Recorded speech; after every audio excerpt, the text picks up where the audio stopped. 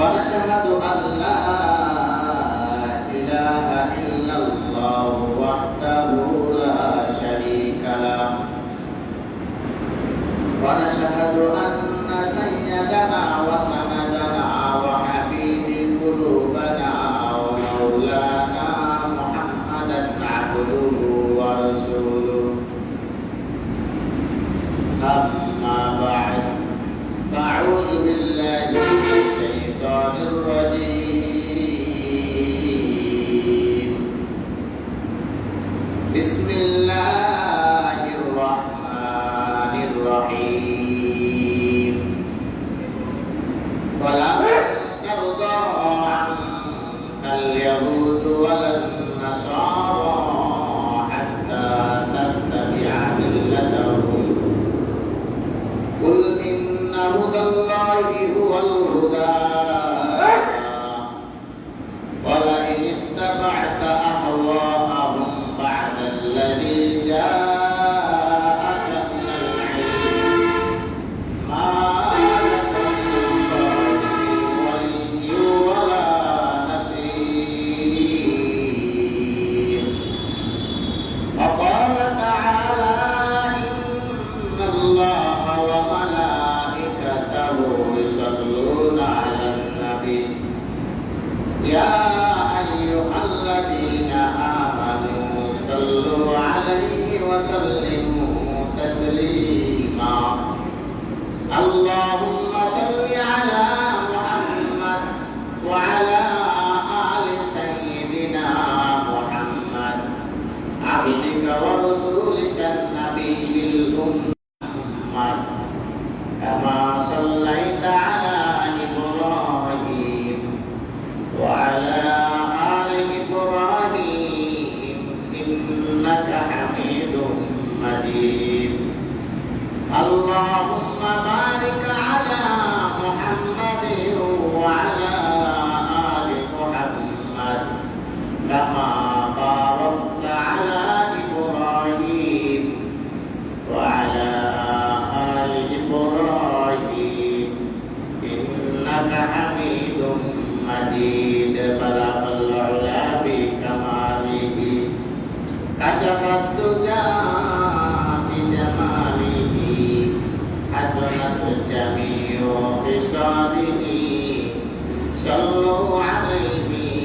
وآله سلموا يا قوم بارك صلوا على صدر الأمين مصطفى ما جاء إلا رحمة للعالمين الصلاة والسلام عليك يا رسول الله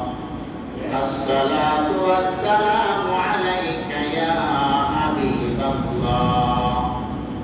الصلاة والسلام عليك يا سيد المرسلين الصلاة والسلام عليك يا رحمة للعالمين الحمد لله আল্লাহ রাব্বুল আলামিনের দরবারে যে আল্লাহ রাব্বুল আলামিন আমাকে এবং আপনাদের সকলকে মহব্বত করে ভালোবেসে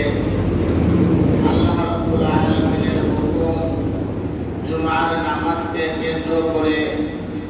তার ঘরের মধ্যে আসার এবং বসার কিছু কথা বলার এবং শোনার তৌফিক দান করেছেন এই জন্য জবান ছেড়ে কালিমাতুশ শুকর আদায় করি সকলেই বলি আলহামদুলিল্লাহ আল্লাহ রাব্বুল আলামিন আমাকে এবং আপনাদেরকে তার দয়া ও মায়ার মধ্যে বেষ্টন করে রেখেছে খালি ইনসান নয় তামাম দুনিয়ার যত মাখলুকাত আল্লাহ তাআলা বানিয়েছেন প্রতিটা মাখলুকাত আল্লাহ তাআলার দয়া ও মেহেরবানিতেই চলাফেরা করতে পারে বেঁচে থাকে বেঁচে আছে এজন্য এমনটা চিন্তা না করা যে আমি দুনিয়াতে একাই এসেছি, আমার সৃষ্টিকর্তা নাই, আমি এমনি এমনি হয়েছি, আবার এক সময় আপনি দুনিয়ার থেকে বিদায় নিয়ে চলে যাব। আমি যে কাজগুলো করি আমার শক্তিতে করি, এই সমস্ত চিন্তা ভাবনা আকীদা দিলের মধ্যে থেকে বের করে ফেলা, তাহলে ফায়দা আছে, লাভ আছে। আর যদি মনের মধ্যে এমন ভাব চলে আসে, তাহলে বুঝতে হবে ঈমানটা কোন সময় না যেন হারায় দেয়। এজন্য যখন কোন কুফরির ভাব দিলের মধ্যে আসে, রাসূল সাল্লাল্লাহু আলাইহি ওয়াসাল্লাম শিক্ষা দিয়েছেন, আউযু বিল্লাহি মিনাশ শাইতানির রাজীম, আমানতু বিল্লাহি ওয়া মালাইকাতিহি ওয়া কুতুবিহি ওয়া রুসুলিহি ওয়াল ইয়াউমিল আখির আল কদরি খাইরিহি ওয়া শাররিহি মিনাল্লাহি তাআলা আল বা'দি বা'দাল মাউত। আল্লাহর রাসূল সাল্লাল্লাহু আলাইহি ওয়াসাল্লাম বলেন, তোমাদের দিলের মধ্যে যখন কোন সময় কুফরের ভাব চলে আসে, এই কাজটা আমার দ্বারা হয়েছে, এই চাকরি আমার দ্বারা হয়েছে, আজকে টাকার মালিক হয়েছে আমার বুদ্ধির কারণে, যদি কখনো তোমাদের দিলের মধ্যে কুফরের ভাব আসে, তোমরা ঈমানে মুফাসসাল বেশি বেশি তেলাওয়াত করো।